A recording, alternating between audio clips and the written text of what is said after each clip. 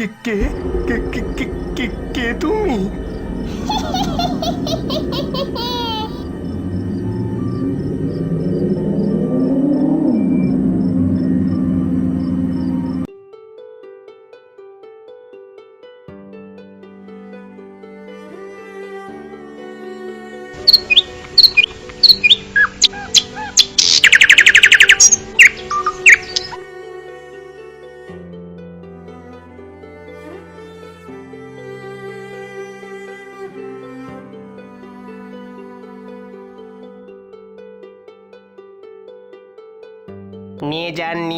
নিয়ে যান বাবু, একেবারে দিশি টাটকা রুই আছে, আর মাত্র একটাই পড়ে আছে।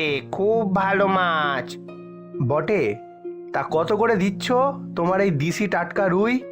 একদম বাবু, একদম 180 করে, একেবারে সকালে টাটকা ধরা মাছ। ঠিক আছে ঠিক আছে, তবে 80 নয়, ওই 70 করে নিও।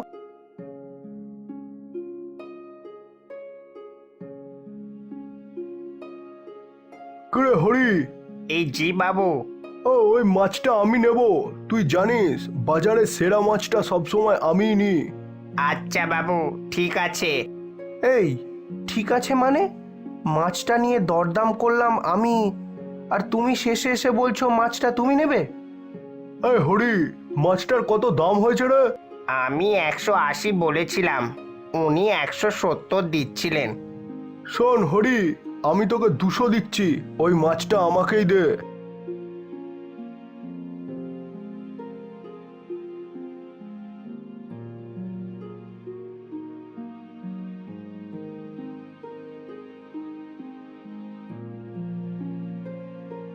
এই বেটা হরি, এটা কিরকম হলো?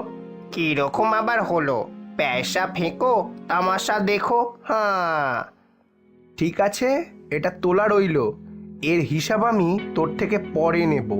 এক মাথা রাগ নিয়ে নন্দ বাজার থেকে কাঁচা সবজি নিয়ে বাড়ি ফিরে যাচ্ছে।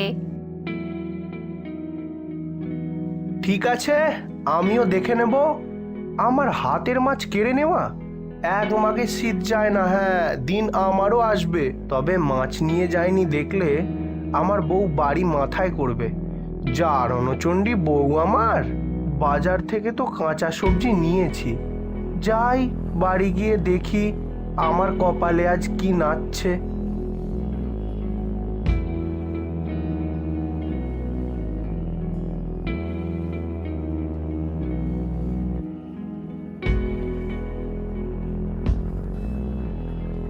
এই যে বলি, বাজারে তো সেই কখন গেছো? এতক্ষণ ধরে কি ঘটিটা উল্টাচ্ছিলে শুনি? মানে ওই একটু আসলে। থাক, দেখি কি ছিঁড়ির বাজার এনেছো।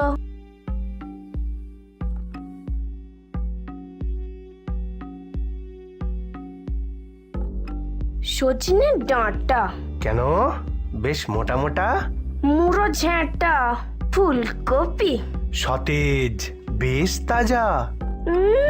পোকায় খাওয়া হাজা। বলি, এই এই মিনসে, তোমার মাছ কোথায় গেল? শোনো না লক্ষ্মীটি, আমি মাছ কিনতে গিয়েছিলাম, কিন্তু আমি তোমার আর একটা কথাও শুনবো না। সেই বিয়ের পর থেকে আমার হাড় মাস সব জ্বালিয়ে এক করে দিল। শোনো গিন্নি, আমি সত্যি মাছ আনতে গিয়েছিলাম, আসলে।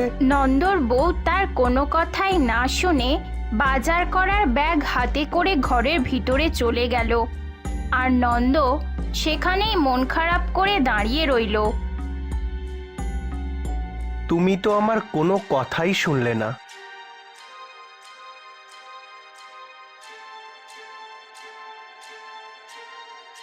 নন্দ আসলে কাজের মধ্যে তাদের গ্রামেরই সুবর্ণখালে নৌকা ফেরি করে বেড়ায়, আর সেই উপার্জনের টাকা দিয়েই তাদের সংসার চলে।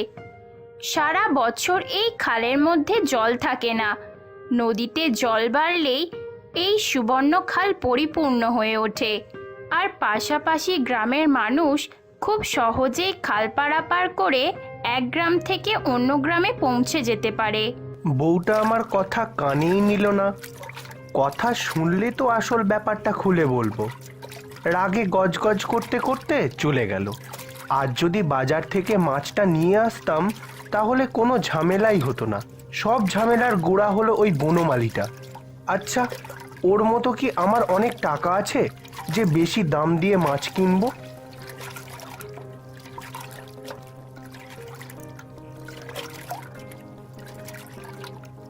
না, সব ঘাটগুলোই তো দেখছি ফাঁকা।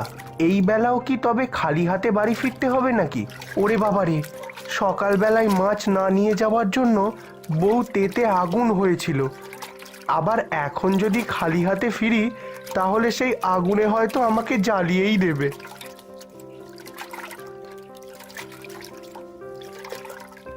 না না, আরও একটু এগিয়ে যাই।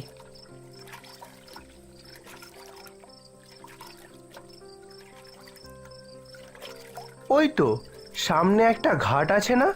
এই ঘাটে তো এর আগে কোনোদিন খেয়া নিয়ে আসিনি। তবে যাই, ওই ঘাটেই আজ খেয়া নিয়ে অপেক্ষা করি।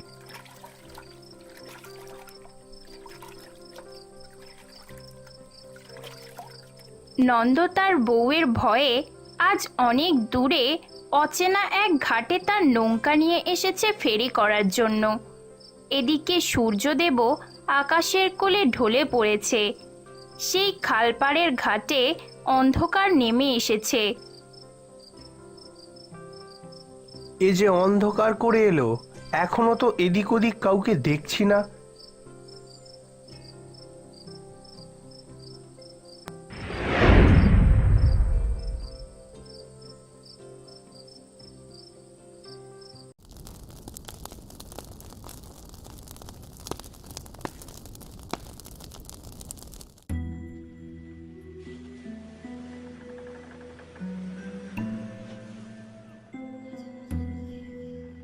আমার রান্না তো প্রায় শেষ হয়েই এলো, কিন্তু সেই মানুষটা এখনো বাড়ি ফিরলো না।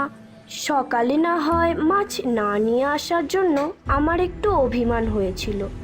রোজ কি আর শুধু ভাত খাওয়া যায়?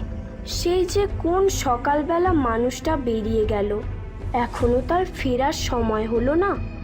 মানুষটার আবার কোনো বিপদ আপদ হলো না তো?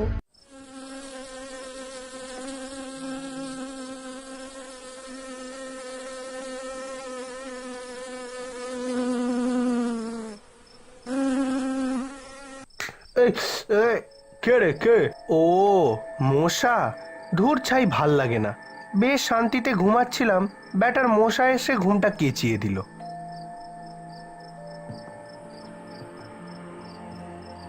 এ কি, একজন ওইখানে দাঁড়িয়ে আছে না? এই যে আমি ওই নৌকার মাঝি। ওই পারে যাবেন নাকি? হ্যাঁ, যাব তো। তুমি নিয়ে যাবে আমাকে ওই পারে? কেন নিয়ে যাব না, আমার তো ওইটাই কাজ। তবে 20 টাকা লাগবে কিন্তু। ঠিক আছে, তবে আমার একটা পুটলি আছে, আমি ওটা আমার ওই কুঁড়ে ঘর থেকে নিয়ে আসি।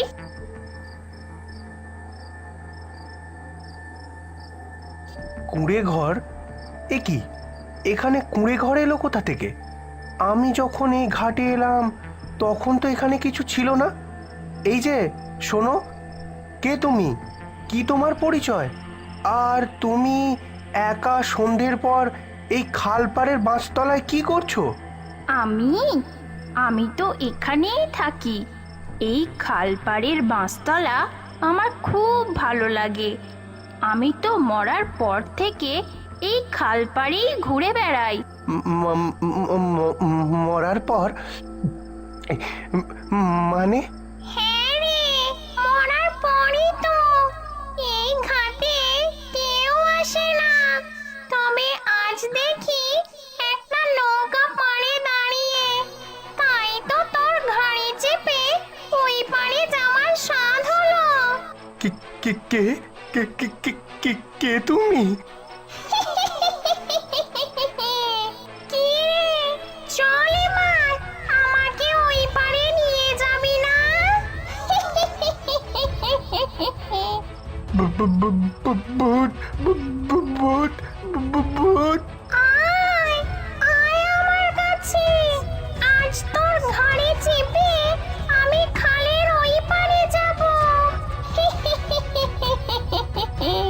নন্দ কোনো প্রকারে সেদিন ওই খালপাড়ের বাঁশতলা থেকে নিজের নৌকা নিয়ে পালিয়ে এসেছিল।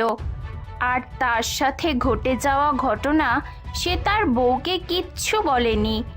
নন্দর সাথে ওই ঘটনাটি ঘটার পর থেকে সে দিনের আলো ছাড়া কখনোই আর নৌকা নিয়ে খালে নামতো না।